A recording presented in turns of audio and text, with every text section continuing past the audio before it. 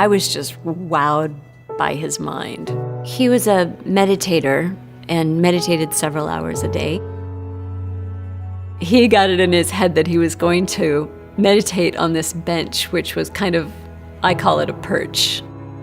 I hear this, thud, and I jump up and run over. His head didn't actually have an impact on the outside that was visible, it was on the inside.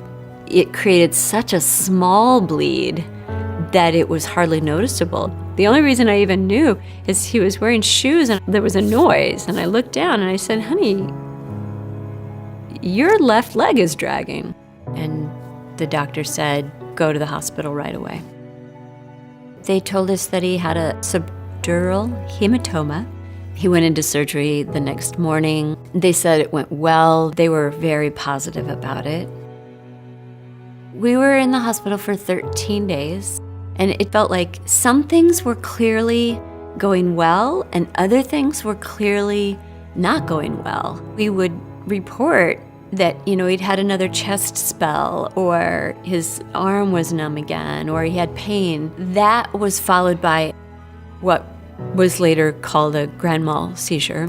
They ran test after test, more CT scans, a chest scan, all day for hours. And then Yogiraj looked at me and said, "It's happening again."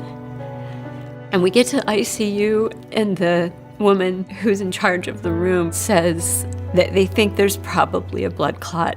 And she just said, "This doesn't usually go well, and he could die."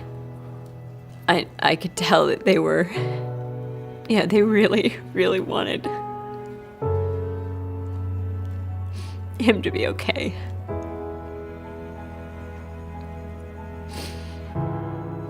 And he wasn't.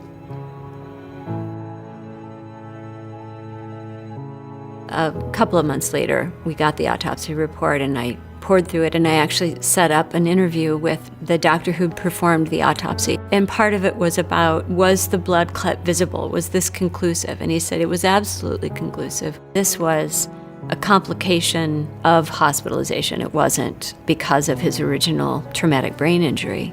A lot of the things we were reporting are, in fact, indicators of a DVT and a PE. It's the most common cause of preventable hospital death. In my mind, more could have been done for sure. Compression socks. He did have the electronic version of it during the surgery and that day when he came back into the ICU.